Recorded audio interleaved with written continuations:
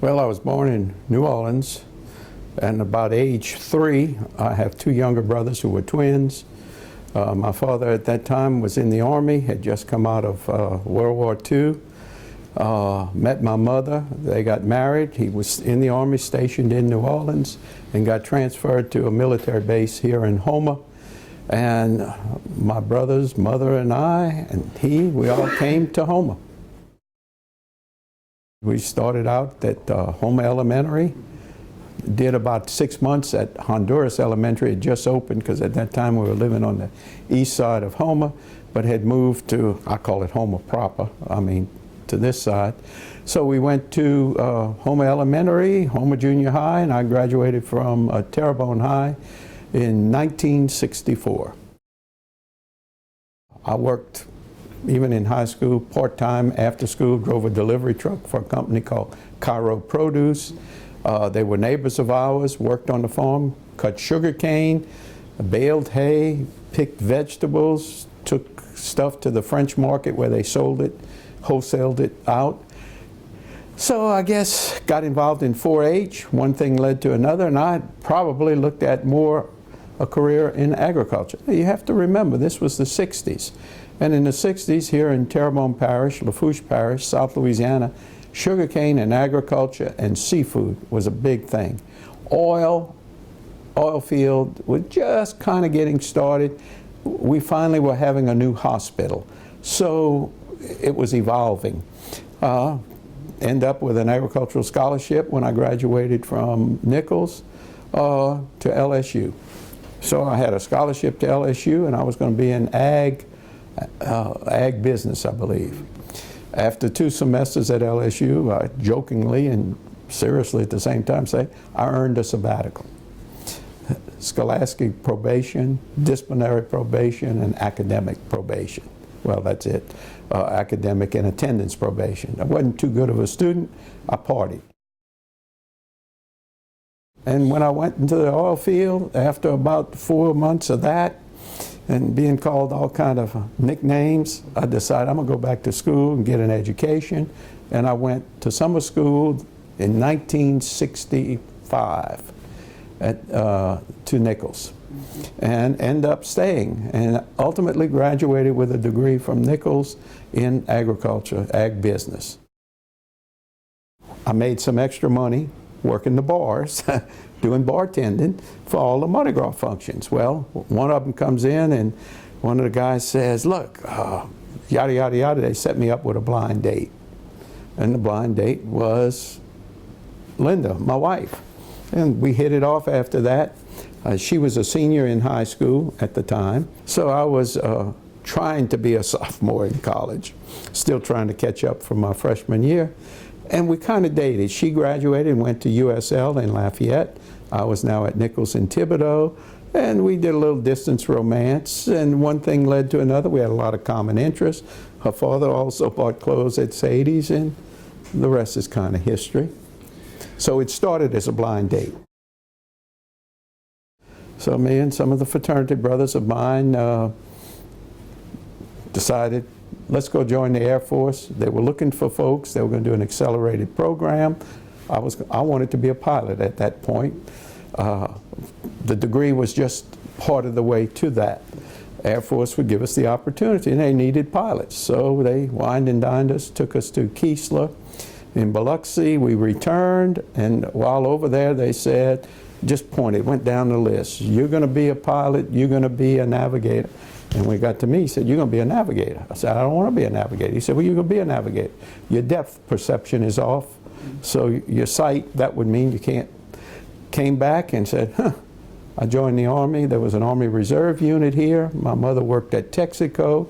Some of the engineers were engineers in that unit, and they said, the minute you graduate, we'll get you a commission in the Army.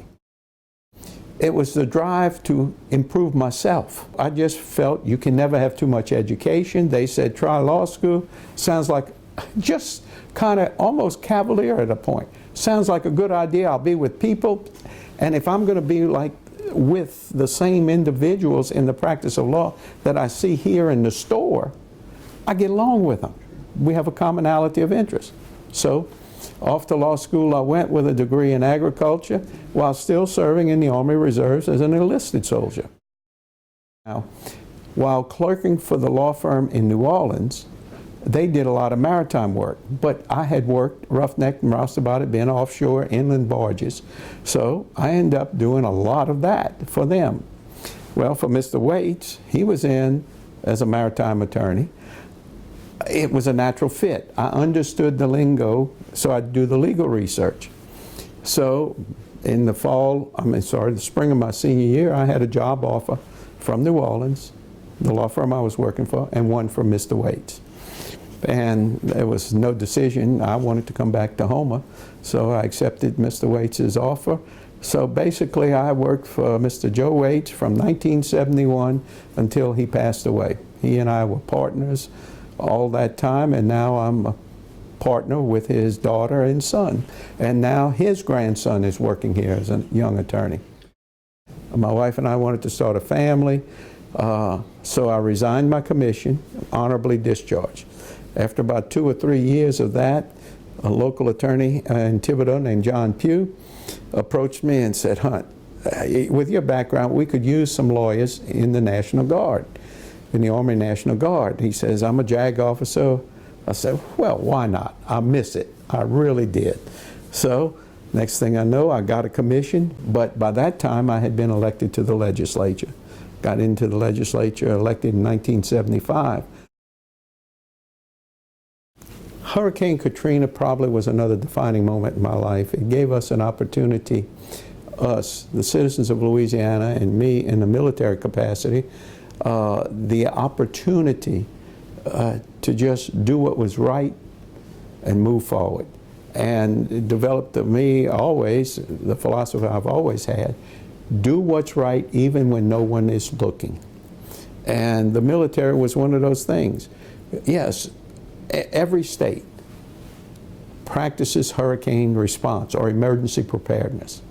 But when it hits you, you can take the plans and throw them out the wall, because all of the preparedness for Louisiana never planned for catastrophic flooding caused by levee failure.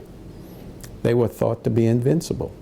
When they failed, it put the state, in that case, the infrastructure was totally destroyed. So there was no support. No support for the citizens, but no support for the emergency responders who were coming in to help.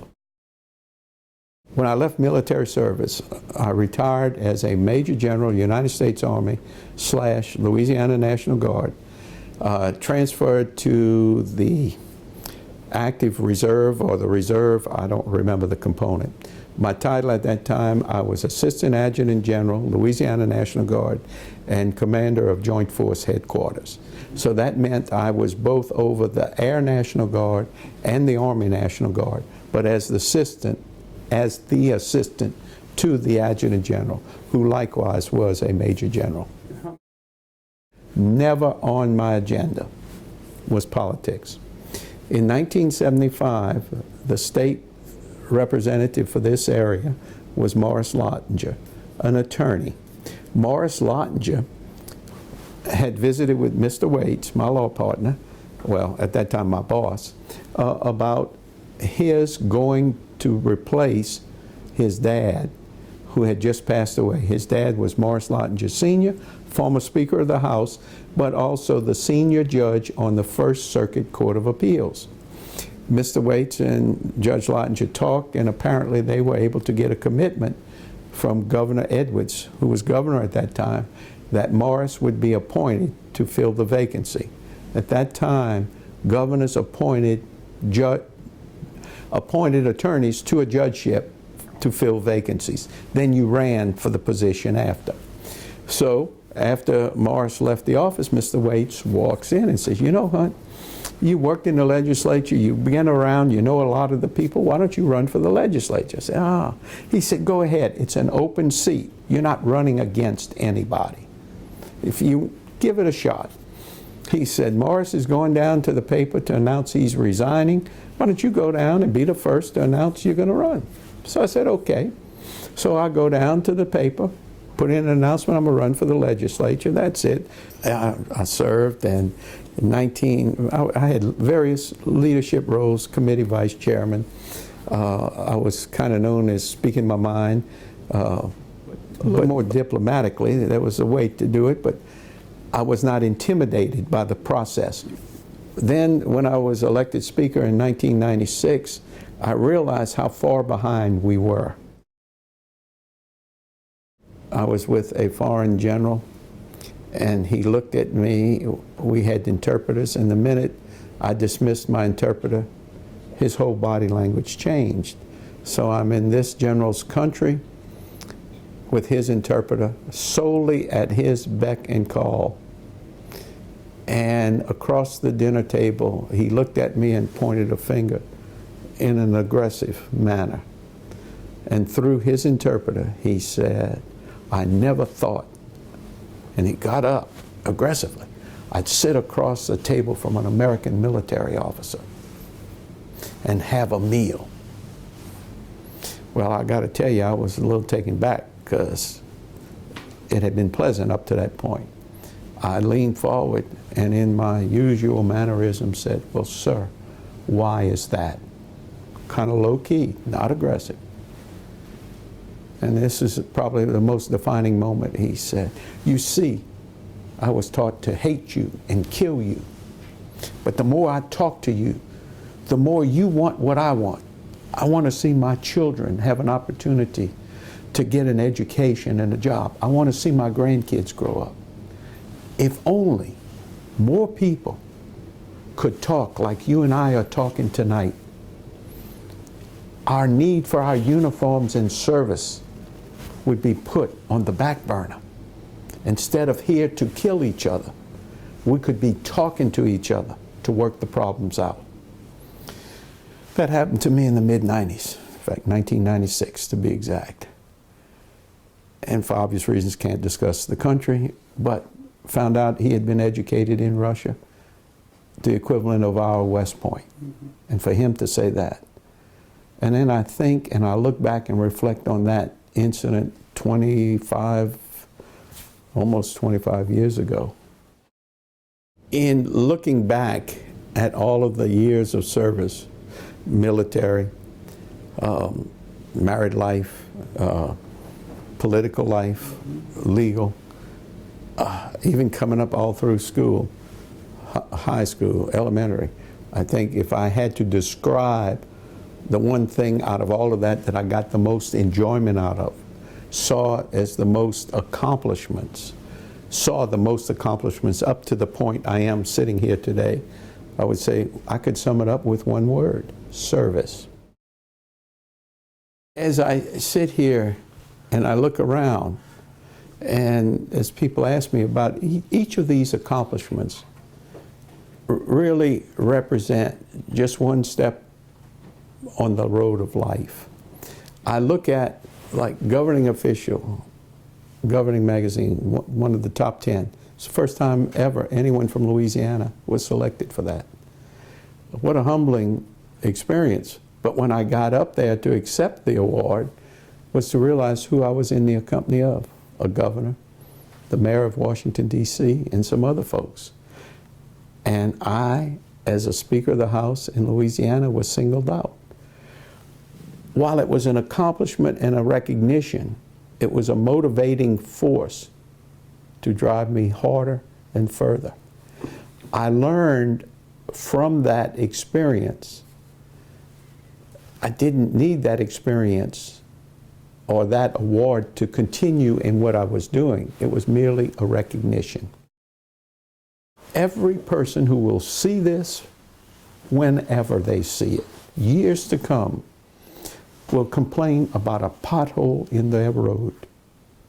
And you see, that pothole is there. No matter who you are or where you're from, no matter your political affiliation, your religious affiliation, your ethnicity, your status in this country, no matter what, you hit that pothole with your vehicle, it will take the front end out of your car. If you walk through it, it'll break or twist a leg. Stop the bickering, fix the pothole. I've often been asked, what do you see as your greatest accomplishment? My next one. as that artist said, looking at all of his works. And as I sit here today for the interview, and I look around, these are just snippets. Some of the points that remind me of the work I had to do to get where I was. But nothing I did. It was all a team effort. Many, many people, my family, my wife, behind me while I was gone, raising kids while I'm gone. Those who serve have a support network in their family and their community. So, as I look around the room, like that artist did, my next one.